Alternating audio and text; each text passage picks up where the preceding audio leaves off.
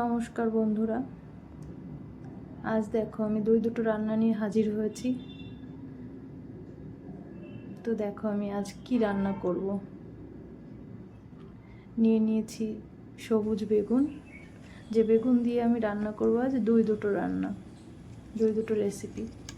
ছোট ছোট করে কেটে নিয়েছি আলু বেগুন, আর একটু বড় বড় করেও কেটে নিয়েছি। তো প্রথম রান্নাটা আমি শুরু করতে চলেছি। প্রথমেই কড়াইয়ে একটু তেল দিয়ে কচি কচি কিছু নিম পাতা ভেজে নেব।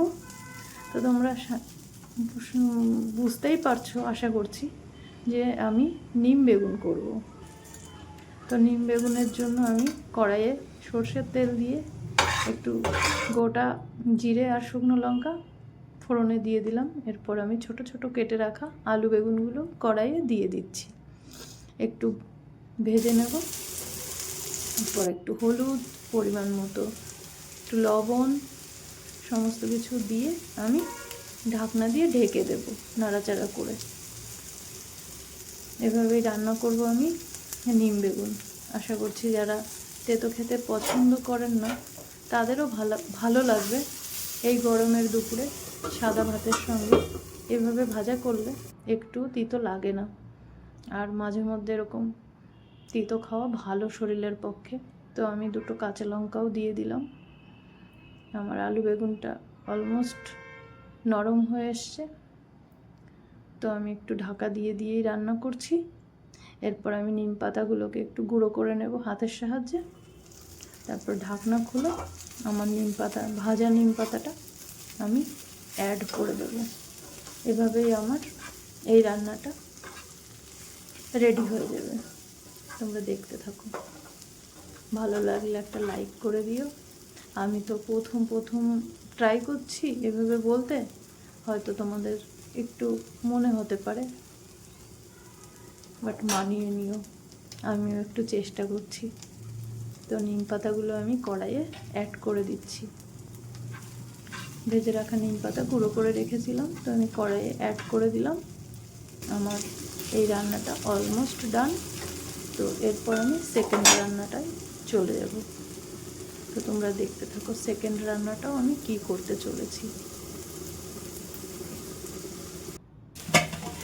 এরপর আমার ভাতও প্রায় হয়ে এসছে, সেটাকে একটু দেখে নেব। আজ দুপুরে তাহলে আমাদের হবে গরম ভাতের সঙ্গে আলু নিম বেগুন ভাজা, আর সঙ্গে আমি পরের রান্নাটায় চলে এসেছি। ঘরে ছিল ইলিশ মাছের মাথা লেজা, সেটা লবণ হলুদ দিয়ে আমি মাখিয়ে নেব। সেটা দিয়েই আমি করব আজ আলু বেগুন দিয়ে তরকারি। ইলিশ মাছের মাথা লেজা এগুলো আমি ভালো করে ভেজে নেব সরষের তেলে। ভেজে নেওয়া হয়ে গেলে এরপর আমি আলু বেগুন দিয়ে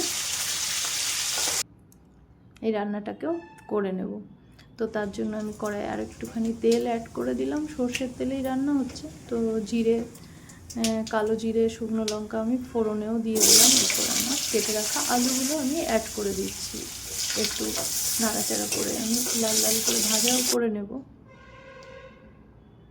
এর সঙ্গে আমি অ্যাড করে দিচ্ছি হলুদ পরিমাণ মতো, আর লবণ যতটা লাগবে ততটা এখন আমি মিশিয়ে নিচ্ছি। এরপরে আমার এক এক করে বেগুনগুলো আমি দিয়ে দিচ্ছি। সঙ্গে কয়েকটা কাঁচা লঙ্কা ছেড়ে রেখেছিলাম, সেটাও দিয়ে দিলাম। এভাবেই আমার এই রান্নাটি কমপ্লিট হয়ে যাবে। অতি সাধারণ গ্রাম বাংলার রান্না। তোমরা রান্না করে অবশ্যই খেয়ে থাকবে। তো আমি একটু চেষ্টা করলাম আমার মতন করে রান্না করে তোমাদের সঙ্গে শেয়ার করলাম। ভালো লাগলে চ্যানেলটিকে একটু ফলো করে দেবে, আর পাশে থেকে শেয়ার করে দিও ভালো লাগলে। এভাবে রান্না করে খেয়েও আমাকে কমেন্ট করে জানিও কেমন হয়েছে। আশা করছি সবাই রান্না করতে পারে, রান্নাগুলো এমন কোনো কঠিন রান্না নয়। তবে ভাবলাম আমিও তোমাদের সঙ্গে এই রান্নাটি শেয়ার করি। আমার ভালো লাগে, আশা করছি তোমাদেরও ভালো লাগবে। তো আমার রান্নাটি কেমন হলো অবশ্যই জানিও।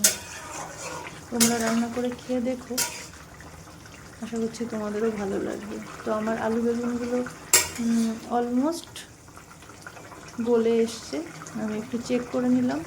বেগুন তো নরম, বেশি আমার রান্না করতেই হবে না, একটু ঝোল ঝোল করে রান্না করলাম।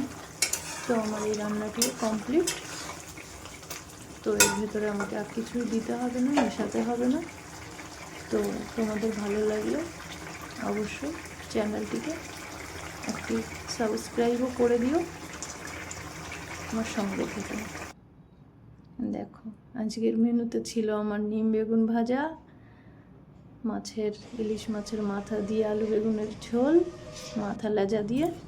এবার তোমাদের দাদাভাইকেও খেতে দিয়ে দিয়েছি। এভাবেই আমার আজকের দুপুরটি কমপ্লিট হলো।